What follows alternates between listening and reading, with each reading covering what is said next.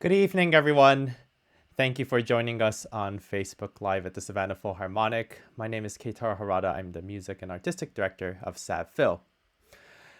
During the pandemic, I had these series called Musician Monday, where I interviewed the musicians, talked about the upcoming season, and just conversations about their instrument and everything that they were doing during the pandemic that was not related to music.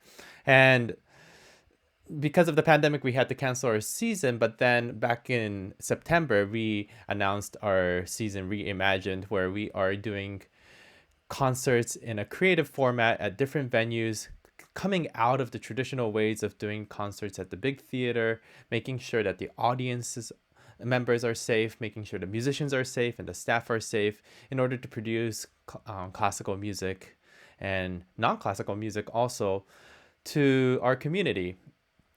So we have been doing concerts since September, very successfully. And now that we're in November and things are kind of on a roll now, I wanted to bring back these conversations with the musicians and want to make sure that we have the opportunity to give the community an opportunity to learn more about who our Savannah Philharmonic musicians are. So this is our first step in doing that. It's not on a Monday. It just happens to be on a Thursday. But I don't really have a title for this series yet, but that's okay. So Facebook Live allows us to write comments on the bottom. So feel free to ask any questions. If you think of any questions that you want to ask either to me or to our guest tonight, don't hesitate to put it in the comments. We may not be able to answer all the comments, but we will try our best to do so. So without further ado, I'd like to invite our first guest for these Facebook Live conversations. This is Brad Behr. Hi, Brad. Hey Kay, how you doing? Very well. Thanks for joining me on this Facebook Live. Yeah, thanks for having me in. It's great to be, virtually with you, and it's great to be talking about music that's actually happening, and not what we're doing just as our summer plans where we're not getting to play music, but actually getting to play live music. Yes. I'm so excited that you're joining me today. To our audience, Brad, could you share just a little bit about who you are and what instrument you play and how long you've been part of this community in Savannah? Sure. So my name is Brad Behr. I'm a bassoonist and contrabassoonist. I've been playing with the Savannah Philharmonic on and off for about 7 seasons or so. I was in Jacksonville for a long time, and when I was playing down there, occasionally I'd have a week off, and it would work out that I could come up and play with Savannah, or I'd be Mm-hmm. invited to come up and sub in, or cover contrabassoon. And it was my first time ever being in Savannah at all, and I just the first time there, I just fell in love with the city. And I've been really fortunate to come back and play a number of times, and now I'm a member of the core group, which I'm just absolutely thrilled about. Fantastic. So yeah, Where are you looking originally forward to it. from? So originally from Indiana, Pennsylvania, which is Hmm. outside of Pittsburgh. For the movie buffs, as we're going to be talking about of stage and screen, it's Jimmy Stewart's hometown. Okay. But I'm Awesome. from a small town outside of Pittsburgh. Gotcha. Um, Bassoon is not an instrument that one would say all of a sudden as a little child, I want to play the bassoon. Unless you're a bassoonist, and I have, it's no offense to all the bassoonists that are maybe watching this and all the bassoonists around the world, but you know, typically a little child would be like, I want to play the piano or the violin, or I want to sing. Where does bassoon come into your life? That's a great question. So I have this theory that every bassoonist is tricked into it, that no kid just decides they want to go out and just play the bassoon.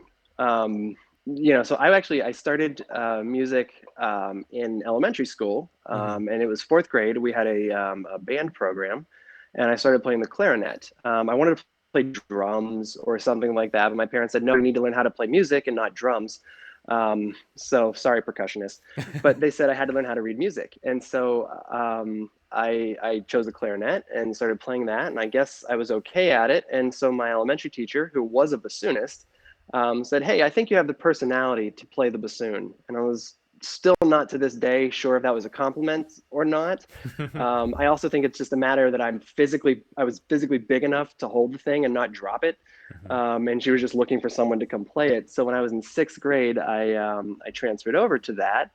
And having the luxury of my elementary band teacher being a bassoonist, she was able to give me that, the individual attention that it requires, because it is a very difficult instrument to learn as a beginner. Now, being a professional and a teacher, I've taught a lot of beginner students, and I see some of the struggles that are there compared to things like, oh, I don't know, the saxophone. Um, so it's been really interesting. No offense there. It's okay. Um, No, but none taken.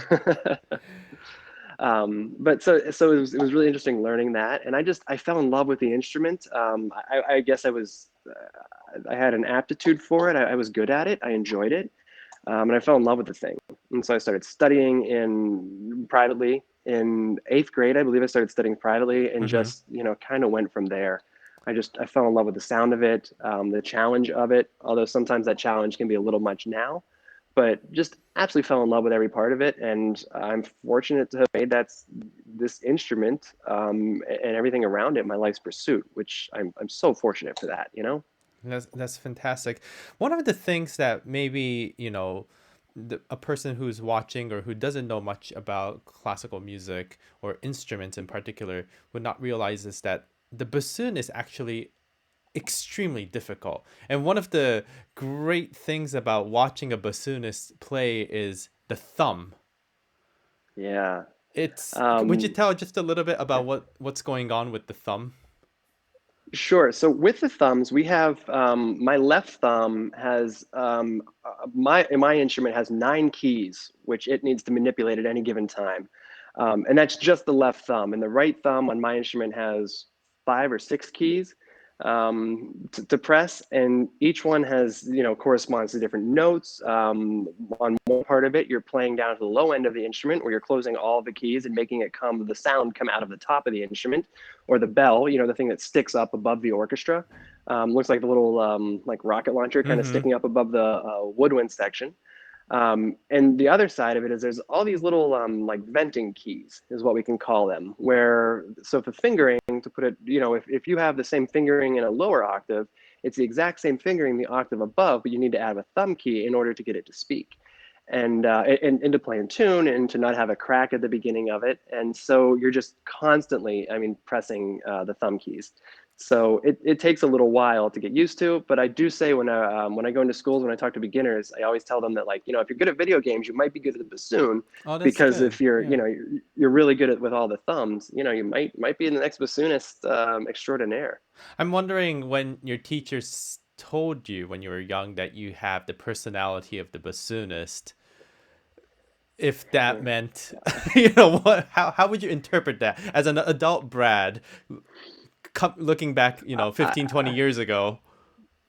I still don't know. Us double reed players, and reed players in general are a little bit screwy, because just of having to work with the reed, and we'll talk about that in a second. Mm-hmm. But there's a little bit of something just not right if you're attracted to that. And so I'm not quite sure. I have no idea to this day, because you find complete opposite scales of bassoon players and oboe players in the orchestra, where you're either I don't want to say uptight, but very regimented in how you approach everything, and just wired to be very proper in the way you Mm-hmm. approach stuff. Or it's just like, yeah, man, I'll play it, it'll be fine. And it's these kind of two extremes of just, look, it's hard, but I'll get it, and yeah, it'll be fine. Or just very on edge all the time. And to this day, I have no idea what that meant, if that was a compliment or not. I try really not to think about it too much, just in case. Well, if we, talked about the personalities of each of the instruments in the orchestra, this live session would either get flagged or it would just not, we would not be able to finish it. But speaking of the bassoon, our new executive director, Amy Williams, she's also a bassoonist. And I think one of these Facebook live session, I want to probably have a bassoon chat with her too, because her introduction to bassoon was also very interesting. I'm not gonna ruin the story right now, but one of these days we'll have her on the live to tell her version of how she got wrapped into playing the bassoon. Brad, See, tell I told you, mhm. everyone. Well, exactly. I Yeah, told you, they everyone. get Yeah, tricked yeah, into it. Well, yeah. I would share you that I also got wrapped into being asked to play the bassoon, and then my brain just did not function that way. It was the thumb. It really was the thumb that Yeah, really threw me off, and then I said I'm gonna go yeah, back to the easier instrument, which was the saxophone. So yeah. That was probably the smarter choice. I mean, let's be honest. So. tell us a little bit about reed making and reeds and what this double reed business is for people who are not familiar with what that Sh- world Sure. So is. essentially, yeah, essentially, I'm incredibly fortunate that I have one of the best instruments in the world, Mm-hmm. and I mean, incredibly fortunate for that. But that means absolutely nothing if the reed, which is a little piece that kind of sticks on the end of it, isn't working correctly. Now, in the orchestra or bands, whatever, the clarinets have reeds, the bassoons have reeds, the oboes have reeds. If a saxophone's in there, they have a reed as well. And the clarinet has a single reed, meaning it's one piece of cane, which is made out of a specific type of bamboo, but essentially bamboo, Mm-hmm. is one piece of cane that's strapped to a mouthpiece. For us, we don't necessarily have that mouthpiece. We have to make that. And so we take, I get these pieces of bamboo, which come from, if a region can grow wine, like grapes for wine, it grows cane very well. So they either come from France or Italy, Argentina, Australia. I haven't really found any California cane, but I think the market's kind of new. But anyway, we get these pieces of tubes of cane, of tubes of bamboo, and then I take it and put it through 6 or 7 different machines, and a process that takes me, up to a month in order to complete one read. It's about 30 minutes per read, but you do it in a bunch of steps. And so you study how to make these things. You are always learning, always trying to get better at it, always changing how you're doing it, looking to be able to make it work. Because again, without that, you might have the best instrument in the world, but if that's not working, when a conductor points at you and says "go," it's this moment of panic. And so, yeah, the reed is a really big deal. But like I said, we make it, so it's kind of like kind of like a carpenter in that regard. And when I'm playing full time in orchestras, I mean, I spend up to probably about an hour a day at least just making reeds, and that's on top of practicing for whatever music is on the desk, as well as just practicing to maintain, um, um, whatever fingers or whatever we have to do for that. Hmm. When you receive your package of cane, they don't come in a shape that the final product shape where you actually put it in the instrument. So about how big is it, and then from that stage to the actual playing, how many days does it usually take? Sure. So it comes in I mean, it comes in a tube that's like a, 8-inch tube of bamboo is how it comes. You tend to process things in batches. So it's not like you're processing one at a time. So you do a whole bunch of batches of different steps. So it is a little bit of like an assembly line, but essentially about as fast as I can make one. I mean, like from taking that start to finished. I mean, and this is pushing it because, like I said, usually it takes me about a month by the time you soak it and dry it and do a bunch of different processes that are very specific in how you do everything. But if I'm really, really pushed on it, I mean, I can probably go from a piece of bamboo to a hopefully working reed in probably about 5 to 7 days. Hmm. And again, that's a lot of just letting it sit there and dry um, and working on it. How tell us how the temperature or the time of the year affects your reed making and then the production of sound. We're in November. Um, Also, like the geographical location. You said Hmm. you're from the north, but now you live in the south. Very different way of making reeds, probably, and projection. Yeah, absolutely. Because of so one, temperature is a big deal. It'll change pitch. It'll change how it responds. Elevation is also a big deal. So we're at sea level. If I take the same reed that works really well at sea level and go to Denver, Colorado, it's not going to work. You're going to have to alter it. Same thing with pitch. I remember this one time when I was playing in Jacksonville. I remember making reads all summer before the season and making sure they play right in tune because the quality of the read affects how well you play in tune. And I remember making all these reads in my studio in Jacksonville and thinking like, all right, I'm ready to go. I'm ready for the beginning of season. And I got into the hall and I was way flat and I was Hmm. freaking out because I'm like, oh my gosh, here I am. Like I can't do what I've practiced to do. And I didn't realize that the temperature in my studio at home is 78, 80 degrees, Hmm. and the temperature in the hall is 68 degrees. And it was a pretty significant difference in pitch. And so you have to account for that. It can be difficult too when you travel for, say, auditions, or if you travel for different orchestras. Even going from, say, like here down to Naples, it's a little bit different of a climate, and so you just kind of have to account for that. And you have a bunch of reeds with you, and you hope that one's working on any given day. Hmm. We have a question from Susan Whitaker saying that how long does a reed last? So, like I said, bassoons and oboes are both double reeds, but they last differently. Oboes can make a reed much more quickly, but it could last a concert or half a rehearsal, and it could kind of be done. What we tend to do is rotate them, meaning I'll play one of them for the first half of rehearsal, put it back in a case, play another one, or play one for a piece. And if you do that properly, I mean, they can last for, weeks at a time, or they can last, I still have reeds that I made a couple years ago that I haven't played on much. It still works. Hmm. So when you get a good one, you can kind of keep going on it, but they do last a while for us. When you come up, when you come in front of a perfect reed, or if that even exists or not. Well, actually, let me first ask that question. Does a perfect reed exist? I had a perfect read once. I think it was a Tuesday, and I had nothing to do that day that involved music whatsoever. Uh-huh. I didn't have a rehearsal. I didn't have a concert. I didn't have anything, and it was really good that one day. But no, other than that, it does not exist. When you're Like, looking at reed players, especially well, all reed players, you have those cases and you have tons of reeds in those cases. Like mhm. how many in a typical performance rehearsal situation, how many reeds do you actually carry in your case?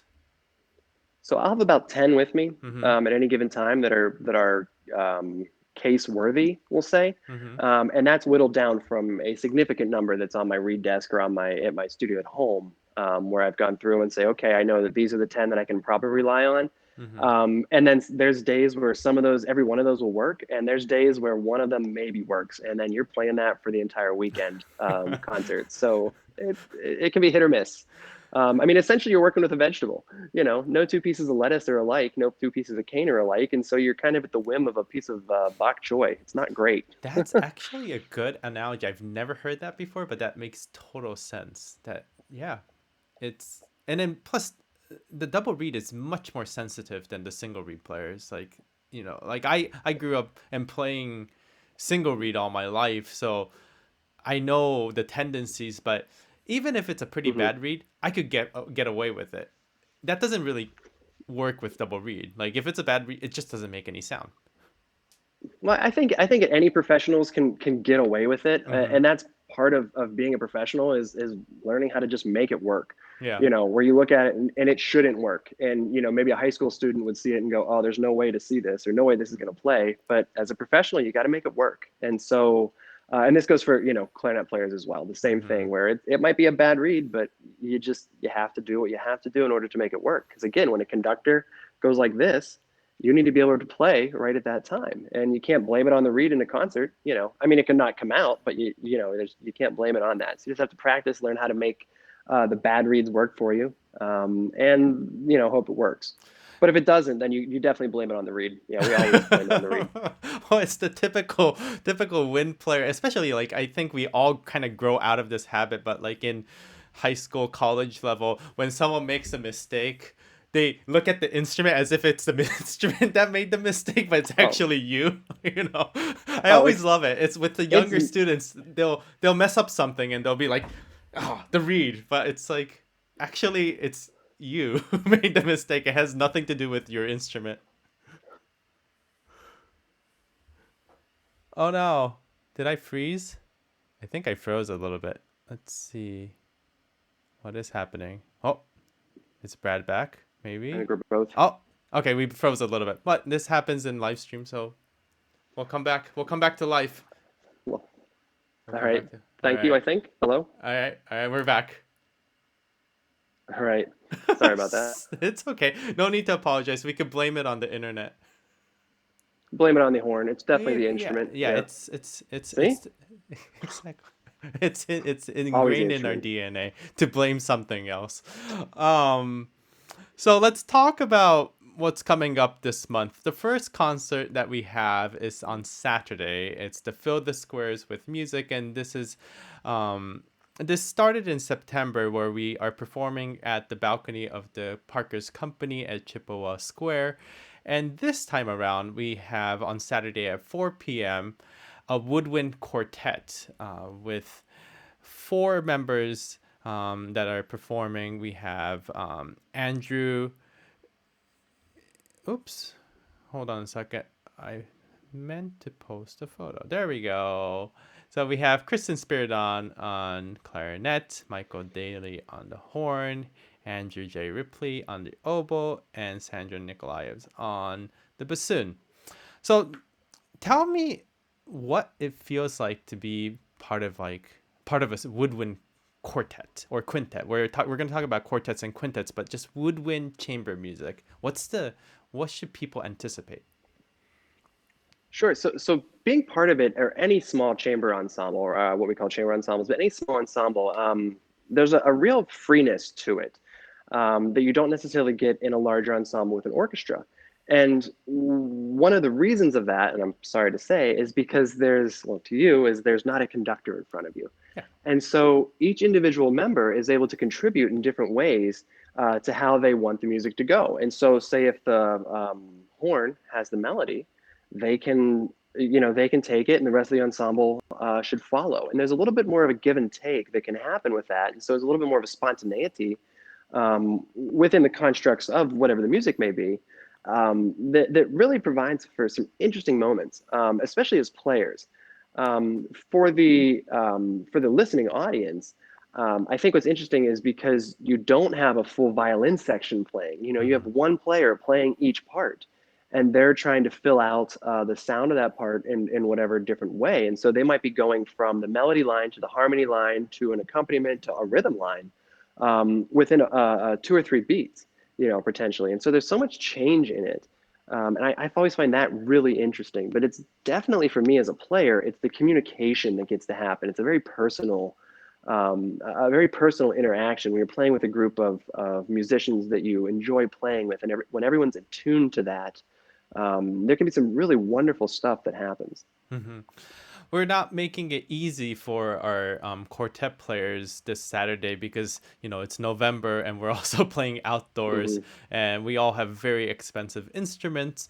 And but part of the reason why we do fill the squares with music is to give music our community an opportunity to just come and hang out and listen to an hour of music.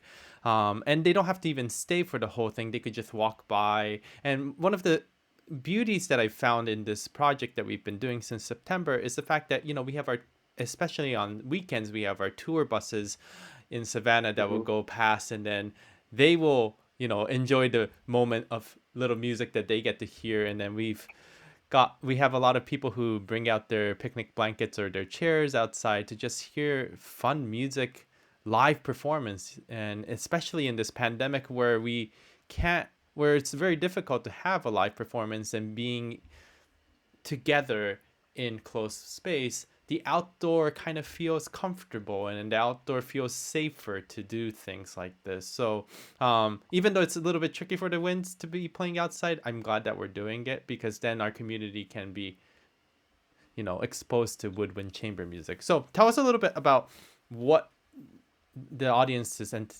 will be hearing this weekend.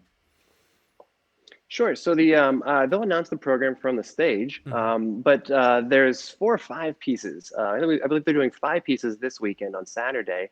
And so the first piece is by a French composer that while he was a Paris trained you know, composer, or he studied this. One of the things he was part of a group that was all about the preservation of regional folk music by the inclusion of that music, of the regional music, within classical music. And so the Rondo à la Française, which is what we'll be playing, it has all these kind of regional folk tunes to it, kind of Provence or Mediterranean sort of French sounds to it. And so, that'll be a great thing to have just outside, because if you think about just it'd be like walking through some old town, maybe 200 years ago in France, and hearing someone just singing the folk tune. And so, if you put yourself in that sort of mindset and you have that music going through, I think that could be really, really special. Hmm. What's the piece following that is a duo by a Hungarian composer that is someone who's very intentional in his writing. Now, I'm not familiar with the piece, Hmm. which will be played, but I know the composer, Kurtag. My Kurtog. Hungarian is not Hmm. not the greatest.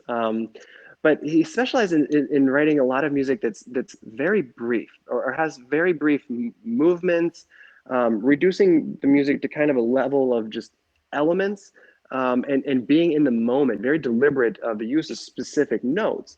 And what that does when you're listening to it, it puts you just in the moment with it. You have to pay attention. And so it kind of, for me, it draws you in a little bit to the music, and it draws you in because this little phrase, if you're not paying attention, you might miss it and it's forever gone. Which I think is just, which is really cool. The following piece is one of the Woodwind Quartet standard repertoire, Casazzone by Johann Likel. Likel. I'm terrible with pronunciations here. Um, uh, but he's an Austrian composer, late 1700s. So it'll be, right along that kind of music. Think early Beethoven. But anyway, it's a piece that's very standard in this instrumentation repertoire, and it's just a wonderful kind of Austrian, Hungarian, Bavarian sort of music. And I may be out of order, and forgive me if I'm off, It's but okay. the other two pieces of music are going to be a Gershwin and a Cole Porter suite. Hmm. So quintessential American music. I mean, and so listening to that and what is a quintessentially American town, a melting pot of all sort of different things in Chippewa Square, which um, uh, for those who are not in Savannah, is the Forrest Gump Square. Hmm. So if you think of Forrest Gump and everything that happened with that movie, you put yourself there, while also, Gershwin and Cole Porter. It's some really, really perfect music to have outside, and just come and listen to. So I think it'll be great for people just passing by, people who want to come over. I'm planning on coming. I live in Bluffton, South Carolina, which is across the river right now. I plan on coming over with my dog and just hanging out and enjoying it. So I hope the weather holds out. But yeah, it should just be a wonderful, wonderful day of just casually listening to music and enjoying really high level music, in just a completely casual setting, that is about as Savannah as you can get. That is so well said because, the weather's looking like it's gonna be very nice. There's sun now. It looked like it was gonna rain, Hmm. but now it's only like 10% precipitation. So I think we're good with the weather, and it's very Savannah. Being able to do music outside and just be all casual and in Hmm. but still listen to high quality music of serious repertoire. So I think it's a great mix of what is Savannah and what Savannah Philharmonic is about. And sometimes sometimes going to a classical music concert might be scary for some people who are not accustomed to going to symphony concerts, but this is a great way to break that gap, the wall that you may have of what it's like to go to a concert. And just it doesn't matter if you're coming in your jeans or if you're coming in a suit. It really doesn't. Like, you're just out in the park walking and just enjoying wonderful music performed by our amazing musicians. So it's a fun event. Yeah, I agree. I can't wait for it. It should be great. Excellent. So then, following week on November 22nd, we have a series. We have a concert called Live from Victory North, and this is also another series that we had been doing since September. This is more.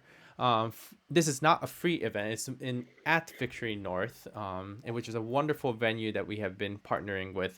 And usually we have about 70 people that is allowed to be in this venue safely socially distanced to be able to hear chamber music. And on the 22nd at 7:30 we have a woodwind quintet that will be performing, and you're in it. So we have from the top left we have Brad on the bassoon, we have Kristen on the clarinet, Mike on the horn. I'm gonna skip Gina for a second. We have oboe, played by Andrew, and then we have Diana Kessel on the flute.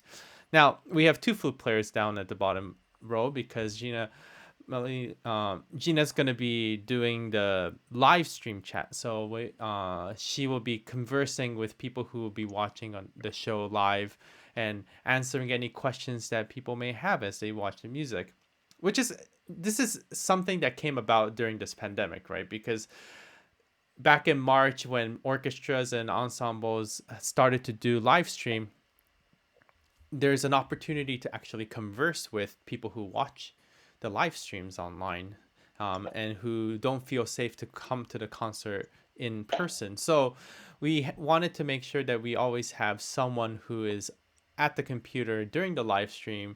And this time we have Gina Malili, who will be able to answer any questions and talk about the music that they're playing, which is a fun interactive way of just staying at home, being comfortable, but also learning a little bit more about the music if you want to ask questions.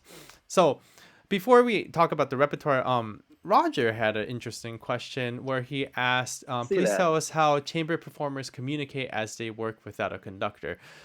Musicians in the orchestra, they always communicate with each other with or without the conductor. And I think the beauty of chamber music is, for me, allowing that freedom to not be told by someone, but also feeling the energy of the other, whether it be a duo, trio, quartet, or a quintet, feeling the energy of the other people and seeing what they want to do, and then trying to put what your artistic intentions are and then creating something beautiful together. What does it feel like for you when you communicate with your chamber musicians and players? Yes, so I mean, it really depends on the level of comfort you have with the players. I mean, for specific communication stuff, that's where I really enjoy playing, because there's some nuances which, if you weren't attuned to them, you wouldn't pick up at all. Whereas in the orchestra, you have someone standing in front of you going like this, or in the audience, they can see the conductor and they can see the hand movements, and they can't see the facial Mm-hmm. movements, which if you have your the audience obviously is looking at your back. The face is where we see so much from a conductor. Honestly, that tells you more than the hands, probably Mm-hmm. 90% of the time. So when you're in a small ensemble of any type, movement is big. But the smallest movements can make such a big difference. And so, I can start an entire group just by something that small, and if we're all attuned to each other, these tiny little nuances of movement is how we communicate. And then when you want to have a big gesture, when you have a grand gesture, that's that much bigger. And so it's the actual like physical movements to me that I think are really interesting, to kind of express the communication of just keeping the music together, Mm-hmm. showing where it's growing, showing where it's coming apart. Now, yes, for wind players, we have something, attached to our face in some way versus, violinists who can be as emotive as they want. I mean, to an extent, you still have an instrument attached to you. But with us, there's just so much more of a nuance to that, which I really enjoy digging into. Mm-hmm. And I find whenever it's really cooking, or whenever you're really really connected with your colleagues, that experience is just fantastic as a player, and then that energy just goes out into an audience. You know,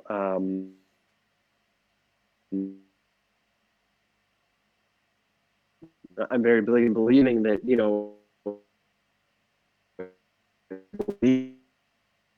doing and trying to audience versus am I frozen? Little bit. You froze just for a second. At the very like the last Okay, sentence and a half. okay. Um, oh shoot, back. I see I'm lagging. I All right. apologize I again. no, it's okay. We could always blame it on the live stream. One of All those right, things. All right. I think we're back. I think we're good. I think we're back too. Yes. Cool. Um, I'm one of the fun question actually coming from Aki Hashimoto saying that as a bassoonist, if you were to play a duo, which instrument will you choose as a partner? Who do you like to play with? Ooh. Um, so of course, oboe and bassoon are always together because we're the double reed Mm-hmm. players. So there's a lot of repertoire for that. I really enjoy playing with clarinet as Mm-hmm. well. I think that the timbres or the specific colors that the instruments can kind of create and blend together and change. I really enjoy either one, quite honestly, but I really enjoy playing with clarinet because you can kind of create this sound of one instrument if you want. Mm-hmm. Or you can have completely opposite sounding things, and it also produces a really interesting tone. But for me, I really enjoy performing with a great clarinet player. That's wonderful. So tell us about the program that you're performing on the 22nd. Yeah, so this program is, let me show you right, of stage and screen Yeah. is the program we have going on. And so it's all music that it's all for Woodwind Quartet.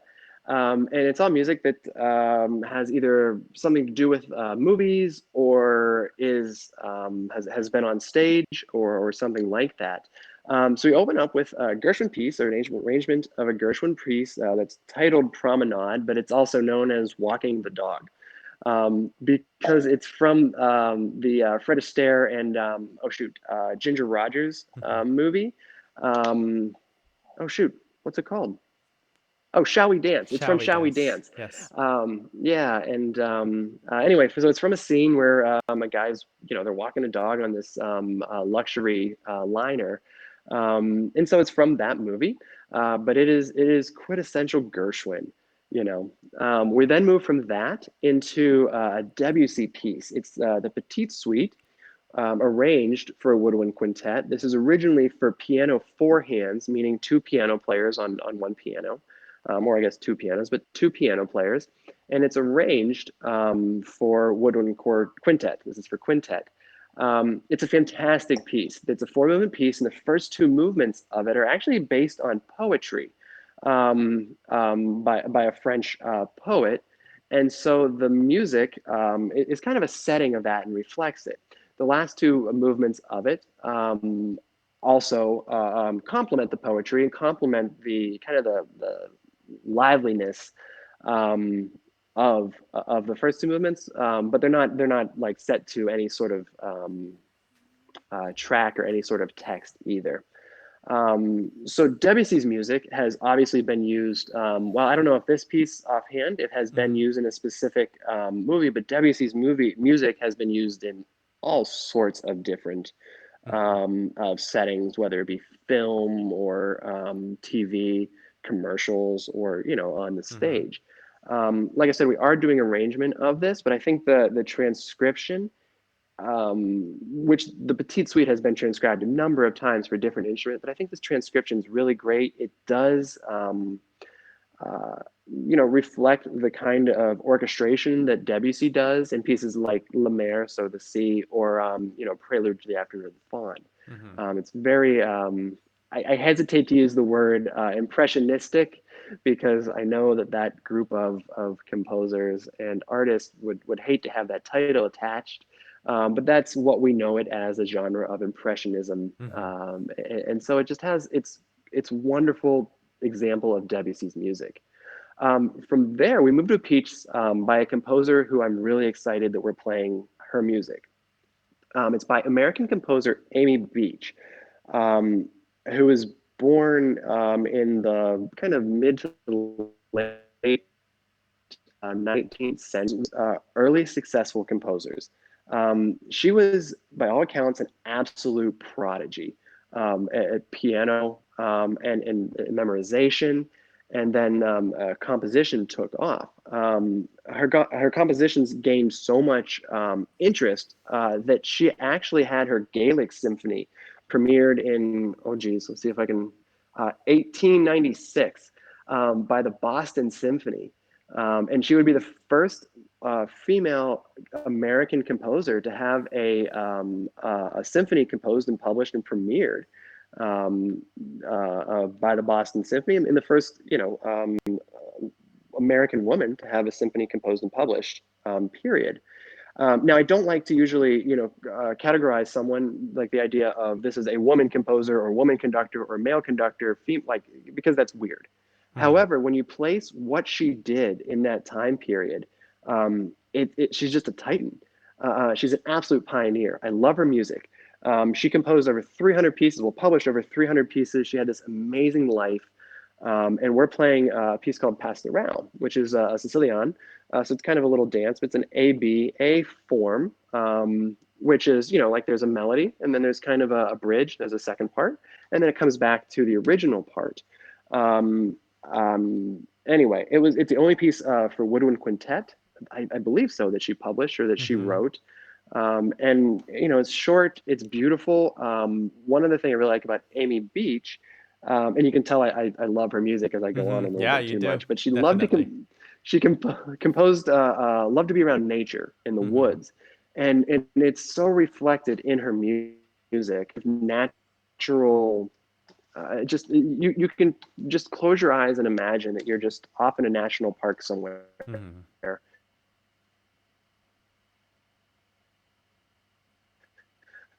This music, and it's just perfect. Mm-hmm. To rich music, only Woodwind Quintet as well. So it was kind of turn of the century. This work was written around 1939, and it was actually scored for a piece or a movie that had a bunch of different composers scoring for it. But it was a movie that was set in Provence and all over France,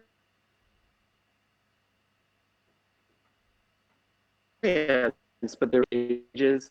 One was 1830 and 30. And Mio, being a Provençal composer, and the Middle Ages part being set in basically where he grew up, he chose this part. Um, is essentially like a group of troubadours come to a castle, and there's a young woman who is kind of being forced into a marriage, but she ends up falling in love with one of the thespians. And so it's a bunch of different movements about that from this movie, the cheminée of King Rene, and I say the one word in French because there's not a great translation Mm-hmm. for this one word, but we'll get into that. We'll talk about that maybe on the live stream on the Mm-hmm. 22nd. And so lastly, then we finish out with Peer Gynt, which is Edvard Grieg, which everybody knows the music from Peer Gynt. Everybody knows Grieg. It starts with the morning mood, morning music, which you'll recognize from every sort of lullaby, or if it's turned into when ads want to like put people to sleep, they play this music. However, it's truly beautiful. It's another arrangement of this of the music from Peer Gynt, which was a play. It's a Norwegian play that Grieg set the incidental music for, and then ended up turning it into suites. This has also been arranged for a number of different ensembles. And again, we have an arrangement by clarinetist here. So there's a visible. Of course, my favorite part of this is in the Hall of the Mountain King, because it's a great, the bassoon starts the fun line, and quite frankly, I think it's the most fun line of the entire work. So we finish out with that, which is a piece that's music has been used in a ton of different, you know, TV, commercial, video games, and is probably the most recognizable thing that we'll play Mm-hmm. for the evening, and that'll round the full program. It's quite the program, and what I love about this Live from Victory North program that the quintet is doing is the variety of colors. We have the theme of movie and screens, but within it, we have music that is Americana, we have French, we have a mix of different types of um genre, and also different countries represented, and very different types of composers, but still, it's a lot of colors that we are going to be exposed to on the 22nd. Absolutely. I mean, well, when one thinks of Debussy, I mean, you think of just the colors, Mm-hmm. and these different tone colors Mm-hmm. that are going through. Yeah, it's really kind of a tour of Western classical music, and the influences that it's had. Um, so yeah, well, it's all quartet or woodwind soundscape, it is a whole lot of different kinds of. It is also one of the things I do like about playing in a woodwind quintet specifically is there are so many sounds which you can get out because the instruments, while they are all woodwinds, are so different. And there's just so many sound. Well, okay, they're all woodwinds except for one. There's a Mm-hmm. horn. I forgot about, but we'll include the horn as part of our group for now. Mm-hmm. But there's just so much of a variety of instruments that it just provides so many different colors that maybe a string ensemble can't quite achieve. Mm-hmm. So I'm looking forward to that. For someone who lives in Savannah and has never come to Savannah Philharmonic concert, or either the Fill the Squares with Music or Victory North, what would you how would you encourage someone who's never experienced woodwind chamber music to come join us on Saturday, or to Victory North on the 22nd? Yeah, and I would even say woodwind chamber music. I would say if you've never experienced anything that the Savannah Philharmonic does, or never experienced anything that a classical ensemble does, um, you know, just come in with an open mind, knowing that everybody in front of you has worked their entire life to be able to play for that moment. Mm-hmm. We've all dedicated just thousands and thousands of hours in order to be able to perform for you and for ourselves at that moment, and know that we are there to offer what we do, and hope you enjoy it. And if you don't enjoy it, that's fine too. But we just want everyone to experience the classical music side of things. I especially think the 14th will be great because it's so laid back. As far as like, there's no dress code. There's Mm-hmm. none of that pretentious stuff that can sometimes accompany um, our minds of orchestral music, or what we see in our minds of going to a symphony concert. You see this stuffy, everyone in tails and tuxes and all that, and it's not about that. It's about the music, and about enjoying it, and about being part of it, and about just kind of escaping for a little bit too. There's no one way to listen to anything. There's no one way to experience it. You can't experience music in the wrong way. Mm-hmm. And music has all kinds of different feels. Just like when everyone, when we're not feeling so great, we throw on, something a little bit more chill. And when we want to dance, we throw on something that has a little more of a beat. It's the exact same thing, except for it's music without words. It's with Mm-hmm. instruments. So yeah, I think just lose any pretense and don't worry about that. Just come as you are, enjoy it, be open to it. And I know that every one of us, especially on stage, is going to be very welcoming to anybody. We are very much not the pretentious group of musicians. You're more likely, well, in non-pandemic times, to find us, hanging out with you next to you at, like, the Lone Wolf Bar or something like that, Exactly. rather than rather than the pretentious side that may accompany our art sometime. Yeah, most definitely. Well, Brad, it's been awesome talking to you and just getting to know, how you got wrapped into playing the bassoon, to, these concerts that you're doing this on the 22nd, and then the quartet that's being performed on Saturday. So thank you so much for your time and sharing us about your passion of music. It's been wonderful. Yeah, thank you so much for having me, Kay. It's been great. I look forward to the full orchestra under your baton. Until then, take care and thanks so much for having me. Thank you, and stay safe. All right, you too. Take care. Thank you, everyone, for tuning in to the Facebook Live. Just to recap, our event on Saturday is Fill the Squares with Music at Chippewa Square. It's at 4 p.m. And we've been doing this time we're doing one performance. In the past we have done two performances, but this is a little bit of a change, so just keep that in mind. And then on the 22nd we have Live from Victory North at 7:30 p.m. This one you will require to purchase a ticket, so make sure to visit our website savphil.org or savannahphilharmonic.org to purchase your tickets, either for the in-person, which is limited to 70 people, and or if you want to purchase the it's free, but you can get the link for the online streaming also from our website. You just have to register to it. For the Live from Victory North, we are doing something very unique this time with a signature cocktail that is designed for the program. So please make sure that you're signed up to our emailing list, or you are following us on social media, or check our website for more information about the signature cocktail that is being presented at the Victory North that is related to the music that you'll be listening to. So thank you so much for tuning in, and hope to see all of you on Saturday at Chippewa Square and on the 22nd at Victory North. And we have wonderful announcements coming up soon about December performances and onwards. So stay tuned to our social media and our e-blast, and I look forward to speaking with you soon. Thank you and have a wonderful evening. Stay safe.